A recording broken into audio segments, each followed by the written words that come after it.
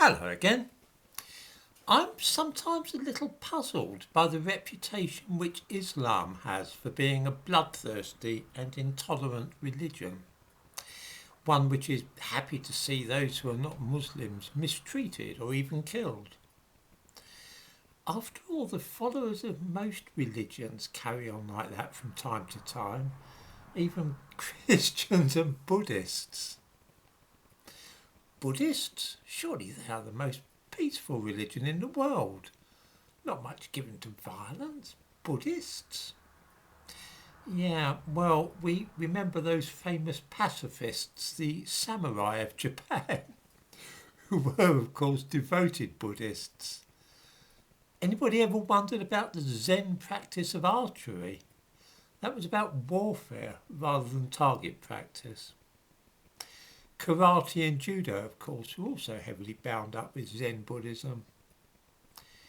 For a more modern and up-to-date example of Buddhist aggression and a desire to massacre other people, we need look no further than the massacres of the Muslim Rohingya in Myanmar, carried out when Aung San Suu Kyi, a devout Buddhist, was in charge of the country. She hates Muslims, and so do most of the Buddhist army, which accounts, of course, for the massacres and expulsions.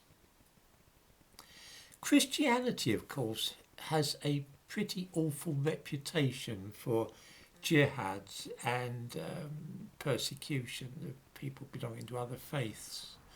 One only need think of the Crusades, which we learned about at school. These were essentially jihads fought against Islam. They also, of course, featured many massacres of Jews in Europe. Don't even get me started about the Spanish Inquisition. It is at this point that many people will claim that although Christianity did all those beastly things, that was all hundreds of years ago.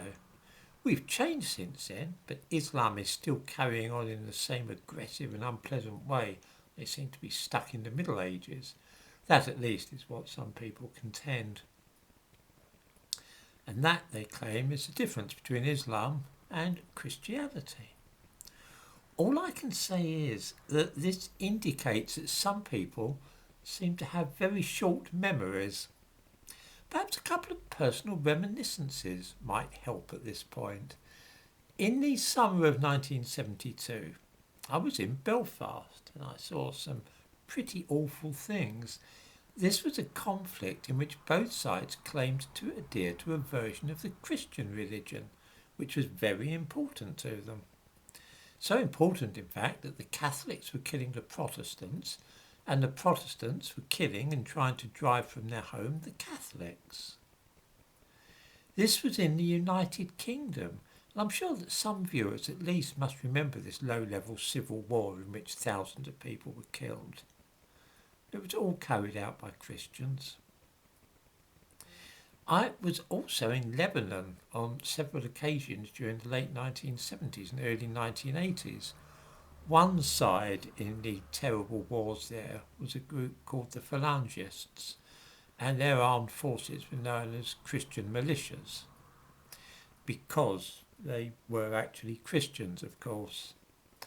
At one point, the South Lebanon army of Said Haddad ruled a large part of the country, the part joining Israel.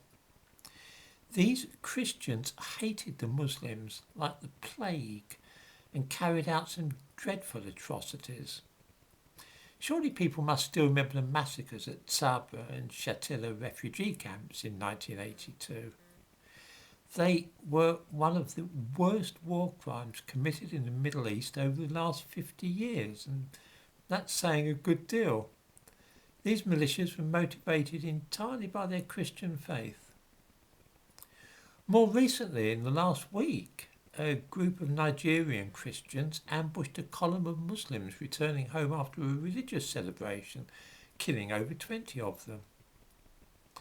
All religions have members who will, at the drop of a hat, start killing those who belong to other faiths. Islam is no exception.